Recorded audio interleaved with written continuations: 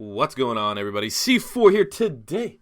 Continuing with the most ambitious series I've ever done on Beast Mode TV, I will be doing complete 7-round mock drafts for every team in the NFL, all the way from number 1, the 49ers, to number 32, and then every team that doesn't even have first-round picks, including the Patriots, Vikings, and LA Rams.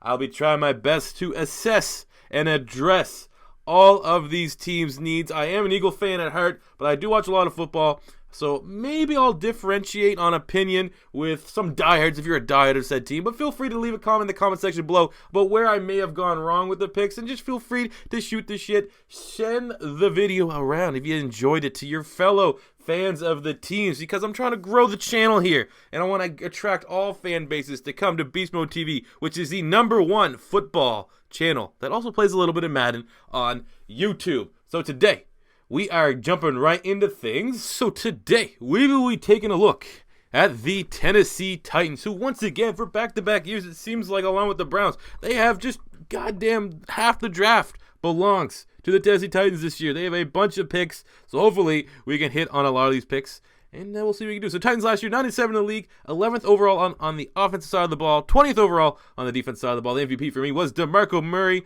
As much as it pains me to say that, he looked really good in that offense. He looked like he slowed down just a little bit at the end of the season. I think he got an ankle injury or something like that. But for the most part, he was incredibly productive, resurrected his career after just shitting the bed here in Philadelphia. And now you guys kind of have a two-headed running back tandem. A bunch of running backs there. But I think DeMarco Murray and Derrick Henry is going to be a nice little combination. And then when it's time to release DeMarco Murray because he's getting too old and getting paid too much, Derrick Henry should be able to come in and be a full-time starter. So the needs for the Titans before the season and free agency started, I had corner, wide receiver, and safety. And they haven't been bumping in free agency. I mean, they've done some in-house dealings. They got, I think they renegotiated Wesley Woodyard's contract. They got a couple, small skiller players. Tim Liletto came over as a guard. Sylvester Williams, Eric Weems, Carl Klug. But for the most part, they've been kind of quiet outside of three notable moves that I wrote down here. They released Al Woods, who freed up almost $2.5 million worth of cap. I give that a B-. He's getting up at their age. Production was down. And you free up a little bit of cap there to get some younger guys. They signed Jonathan Cyprien from the Jacksonville Jaguars, 4 years, $25 million. I give that a B+. Cyprien can't cover for shit, but he's probably top 5 in the box. Insert porn joke here. Safety last year, man. This guy here, great against the run. I think he was like Pro Bowl Focus #3 safety against the run. I was still kind of surprised the Jags let him go, but great fit there for the Titans. Big time enforcer to have there in the secondary. They haven't had since like a Bernard Pollard. Like that move. And then they got Logan Ryan from the New England Patriots, 3 years, $30 million. I'm giving that a B+. You got to be cautiously optimistic with this one. As an Eagle fan, I think my very first mock offseason I did for the Eagles way back before even the season was over, I said Logan Ryan would be a nice looking target, but you always have to be very worrisome that he's just a guy that looked great in a Bill Belichick defense. So Logan Ryan he actually had one hell of a playoff run, to be completely honest with you, and that's a very favorable contract in comparison to guys like A.J. Boye, guys like Stephon Gilmore. Obviously, Logan Ryan's not at that level, but just to get basically half as much money, that was a good piece of business from the Tennessee Titans, and now you can pair him back there with Devin McCourty, which I think it makes a very, at least an upgrade over what they had in that secondary last year, adding John Cyprien as well and Norris Searcy at the 2 safety spots. So, with that being said, let's analyze their 2016 draft before we jump into our full 7-round mock draft. So last year actually wasn't the biggest fan of the Titans draft. Outside of 2 of their picks, I thought with all the ammunition they had, they could have went at different areas. So with the 8th pick in the first round, they got Jack Conklin, who grew to be one of the best rookie offensive linemen I've ever seen. Him and Zach Barton have had 2 of the most stellar rookie offensive line seasons in quite some time. So they hit on that one. They got a franchise right tackle already, it looks like. The second round, they had 3 second-round picks. They got Kevin Dodd, they got Austin Johnson, and Derrick Henry. Now, I'm not a fan of the Titans, but I didn't really hear much out of Kevin Dodd or Austin Johnson last season. I wasn't a big fan of Austin Johnson. I thought that was a reach. I had more of a 3rd-round grade on him. And then Kevin Dodd, there was a lot of red flags in terms of production with Kevin Dodd. Really just had that one big year with Clemson, and I don't really think he did a whole lot last season with the Tennessee Titans. If I'm wrong here, Titan fans, please let me know. The prospect, the talent is there. Both those guys were favorable prospects, but for second round, you had that much ammunition. You had, obviously Derrick Henry was their final second-round pick, and, I think he looks pretty solid. Will be a scheme fit in Titans, being that, that power run offense that they run.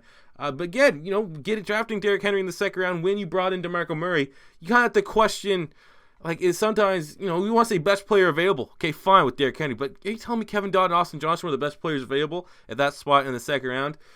I don't necessarily know. Prove me wrong. Let me know if I am wrong on this one, but I haven't heard much out of Kevin Dodd or Austin Johnson. They got Kevin Byard in the third round, and I think he was somewhat productive as a safety. They got the fifth round, Tajay Sharp, who, obviously no one really, he had a solid season for being a fifth round pick, but I really, a lot of hype around him out of UMass as the draft got closer. I really thought that was a solid pick. I'm not going to come out and say, oh yeah, I called Tajay Sharp, because he didn't have a phenomenal year, but definitely, I would say, exceeded expectations. But I knew he was a prospect that was certainly one to keep an eye on, and the fact that, he was already labeled a gem before the draft, and he turned out to be pretty decent there. That was a good pick. They got LaShawn Sims with their second, fifth round pick. No idea who that is.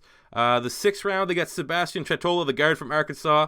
He should be solid depth. Seventh round, they had two seventh-round picks. They got Aaron Wallace, an outside linebacker from UCLA, and Kalen Reed, the corner from Sell and Miss. Both those guys, again, Reed was a Mr. Irrelevant. The other guy, like I said, they had a bunch of picks, and I don't think they hit on more than they missed on. Let's bring up the most accurate, thing to really keep an eye on, and that is Wikipedia. So it says here that Kevin Dodd had 5 tackles, 1 sack. Then we got placed on IR. So, upside. I didn't know he got injured. Maybe that's why I didn't hear from him a lot. So there's still upside with Kevin Dodd. And then Austin Johnson had 14 tackles, half a sack. And, didn't look, I don't know. I mean, it looks like he was playing nose tackle. He says he's listed at 314 pounds. Again, I'm not gonna come on like I'm some expert on Dodd or Johnson. Maybe if you're a Titan fan, please enlighten me. I'd like to know if there's still some upside and optimism there in the Titans camp. So that was last year's draft. Thought they could have done a little bit better with all that ammunition, but overall wasn't terrible. So let's jump into this 7-round mock for 2017. See if I can do it a little bit better. So with the 5th pick in the first round, this people are gonna say it's a reach. But I think the two biggest needs for the Titans were addressing the secondary and getting a wide receiver. They're trying to get the Brandon Cooks trade, fell out of that. They're able to improve the secondary by adding Cyprien and Logan Ryan. So who is the best wide receiver? There's any wide receiver in this year's draft class that I think has a shot to be a top 10 pick. I mean, well, obviously I have one guy at 10. But to be inside that top 10, it's Corey Davis, and that's who I have them selected. He's the biggest playmaker in this year's draft class at the wide receiver spot. I think he's the safest prospect. His tape at Western Michigan was goddamn phenomenal. I assume he'll have a private workout before the draft. Obviously, he's been injured with a foot injury and hasn't been able to attend the combine or his pro day. But I think you got to go with him. He's a freak athlete, a touchdown juggernaut is the exact words they have on NFL.com scouting page on him. It's kind of, amateurish, which I am. I'm definitely an amateur. But amateurs just to look at highlight tapes and go, wow, that looks pretty good because it's a fucking highlight reel. But look at Corey Davis, the plays that he makes, those are plays that I could see him making in the NFL, and he's exactly the kind of prospect that a Marcus Mariota needs. So I think Corey Davis at number 5 makes the most sense to me. They could go here again. There's some different options. You can still go corner, maybe a Marshawn Lattimore. And then at 18, hope that John Ross is still there. That could be the direction they're going. But I just think you have to go. Wide receivers now, the immediate need, and the BPA wide receiver is here at 5. Slight of a reach because, there's been the injury. We haven't seen him worked out through drills and stuff like that. But if you do your work, you're going to see that the comparisons of Terrell Owens to Corey Davis without the attitude is very, very canny. So I think that would be a phenomenal pick for the Titans. Slight reach, I can admit that. But you got to go out and get the best player that will fit your team the best and help you improve. Because the Titans are going to be a team that are just on the cusp of being a playoff contender. Not just a pretender, team that might squeak in, but a team that will do some damage. They need an elite playmaker and wide receiver right now, more so than anything. And that guy can be Corey Davis for them. So that's why I have going with the 5th pick. They pick again in the first round at number 18, and that's why I have them going David Njoku, the tight end from Miami. 6'4", 246 pounds, 4'6", 40. Really, really athletic guy. I had him more so than a guy like Evan Ingram because I think with David Njoku, he's going to be more a complete tight end. Evan Ingram's never going to be really a blocker. I think Njoku has the frame and the ability to do it all. Be a guy that can catch the ball. Be a guy that can also block. Obviously he's not going to be able to block the best of them, but chip in. His NFL comparison is a Greg Olsen, and I can see that it's time to start planning for the end of Delaney Walker. He's getting up there in age, so get a guy like Njoku who you can find ways in 2 tight end sets to work him into the offense, but more so, have him learn from a pro, a consummate pro, top 5, borderline, I would say, top tight end in the NFL right now in Delaney Walker, and then have him ready to play and be your number 1 guy, because, they utilize tight ends maybe more so than any other team in the AFC South. So go ahead, get yourself a David Njoku, get yourself a weapon, here. 2 weapons in the first round to help Marcus Mariota, and that is going to be key, as I think the Titans, man, they're going to be really good. They'll be a really good team to watch next year, and if they get these 2 playmakers, they're going to be exciting to watch as well, and not just a team that just tries to run the ball more often than not. So they don't have a second round pick. The next pick is not until 83rd in the 3rd round, and that's why I have them go after Chris Wormley, defensive end from Michigan, 6'5", 300 pounds, would fit as a 3-4 defensive end in there. You know, kind of slipped a little bit, had some injuries, didn't perform much at the combine. I think he will have a pro day. As I'm recording this, has not posted his pro day. He put up 23 reps at the bench press at the combine. But I mean, he's just your high character Michigan coached, Jim Harbaugh coached team that I think, you know, rotational just adding more depth to that defensive end spot there for the Tennessee Titans. Right now they have Daquan Jones. You know, Daquan Jones and Carl Klug is the depth, I would assume, outside of Jarrell Casey in that 3-4. So I think a guy like Chris Wormley won't start right away, but he will be a guy with plenty of upside that Dick LeBeau can take under his wing and develop it and potentially into something special. I think Chris Wormley does have a medium to high ceiling, and you know, got only a consummate legend like Dick LeBeau can get the most out of him. So I think he's solid, and you know, so I've seen a couple people have a mock in the 2nd round. I think he'll probably will slip to the 3rd, but he will be great value here for the Tennessee Titans. Staying with the defense side of the ball with their 3rd round pick, another one, 2 3rd round picks, number 100. I have them getting a nickel corner, Corn Elder from Miami. Not only does he have a baller name, but he is a big time playmaker. He had a 4.55 40 at 5'10", 183 pounds. Usually like those guys to run, you know, in the 4.4s to really submit themselves as a nickel corner. But he is incredibly feisty. Pro comparison is Tavion Young from Temple, who did big things last year with the Baltimore Ravens.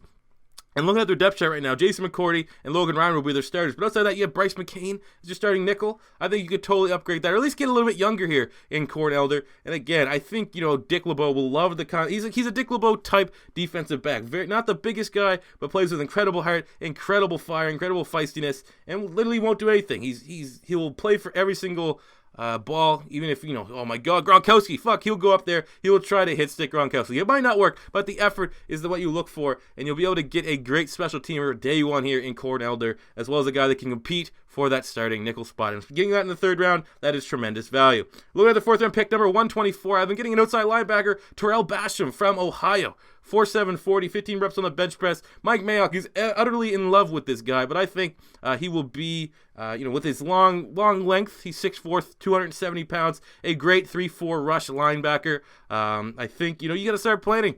Derek Morgan, what's up with that guy? You know, is he good? Is he not good? He's pretty much just a guy he's a guy. That's all he is. He's just another guy. And I wouldn't be surprised to see Kevin Dodd push him for some starting stats. So then you have Brian Arakpo, who's getting up there in age. It's time to start getting a little bit younger, getting some guys that at least Brian Arakpo probably can't eat as much as he used to be. You know, that means he might not be on the field for as many downs, as many snaps. So then you start getting some young edge rushers that can come in, give them some break, and get some production. And I think a guy like Terrell Bastion in the 4th round can't offer that to the Titans here next season. Jumping to the 5th round pick, number 164, I have them going after a safety, Lorenzo Jerome from St. Francis University.